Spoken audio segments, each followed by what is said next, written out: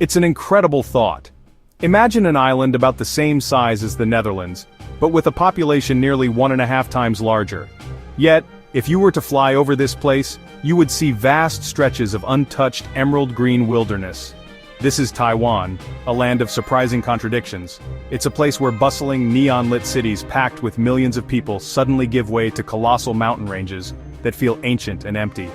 Most of its 23.9 million residents are squeezed into just 1/3 of the available land. This isn't by accident. It's the result of a powerful combination of nature, history, and the ever-present reality of modern politics. To understand Taiwan, you have to understand its map.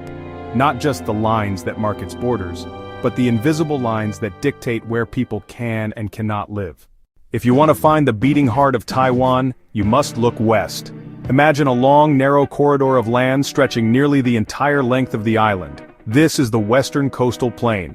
It is here that the overwhelming majority of Taiwan's people live, work, and dream.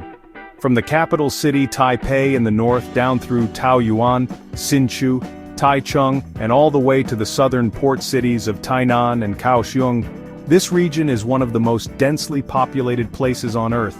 It's a continuous sprawl of cities, towns, and industrial parks, all connected by a web of high-speed rail lines and motorways. The scene here is one of relentless energy.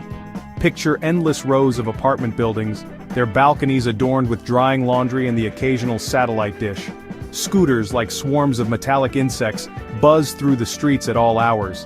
At night, the entire plain glows with a vibrant intensity, a stark contrast to the darkness that covers the rest of the island. The main reason for this dramatic east-west divide is a formidable natural barrier, the Central Mountain Range. This is the backbone of Taiwan, a rugged chain of peaks, some soaring nearly 4,000 meters into the sky, runs down the center of the island like a massive wall.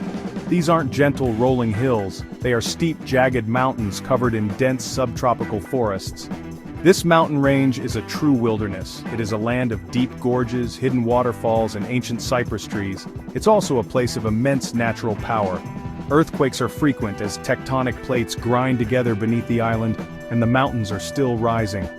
During the summer, this region is battered by powerful typhoons that sweep in from the Pacific, dumping incredible amounts of rain. This can trigger massive landslides, washing away roads and isolating remote communities for days or even weeks. Taiwan's population map wasn't just carved by mountains and rivers, it was also drawn by centuries of human history. The story begins with Taiwan's indigenous peoples, who have lived on the island for thousands of years.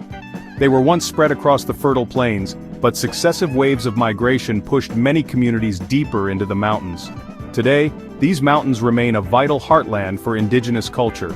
The arrival of Han Chinese settlers from mainland China starting in the 17th century marked a major turning point. They were seeking refuge from famine and political turmoil, and they found what they were looking for on the fertile western plains. These early Han settlers were mostly from the coastal provinces of Fujian and Guangdong, just across the Taiwan Strait. They brought with them their agricultural techniques, their languages, and their customs.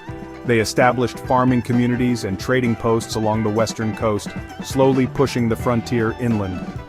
The most dramatic historical event to shape the modern population map was the end of the Chinese Civil War in 1949.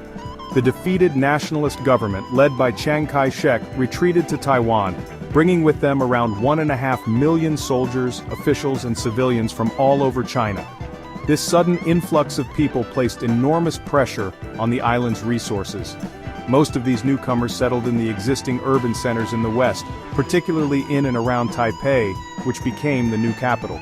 You cannot understand Taiwan's population distribution without considering its precarious geopolitical situation.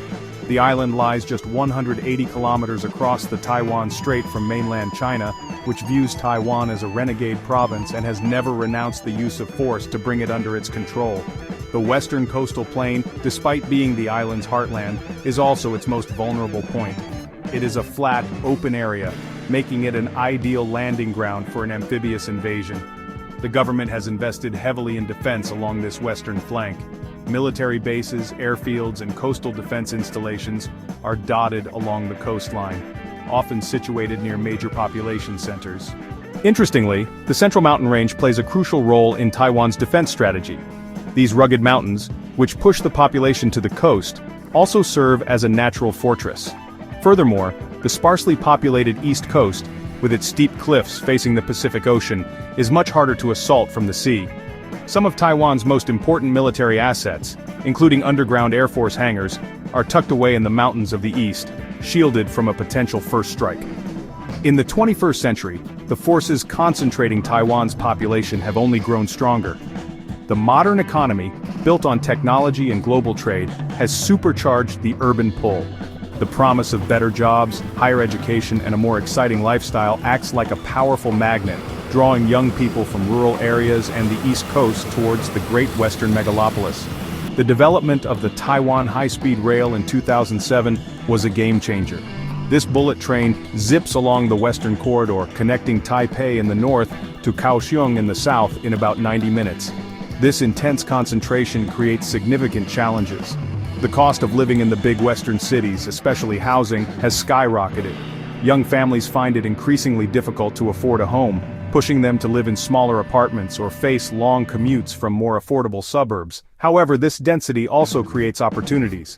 Taiwan's world-leading semiconductor industry, for example, thrives on the close proximity of factories, suppliers, research institutions, and a highly skilled workforce, all located within the Western Corridor. The challenge for Taiwan is to manage the negative consequences of this urban squeeze while harnessing its economic power, finding a way to make its cities more livable and sustainable for the future. Taiwan's population map tells a compelling story of a people shaped by their extraordinary surroundings. It is a story of constraint and ingenuity. The towering Central Mountain Range acts as the Great Divider, a majestic natural wall that has squeezed the majority of life onto a thin strip of western land. History is layered on top of this, with waves of migration from mainland China settling on these same fertile plains, seeking safety and opportunity.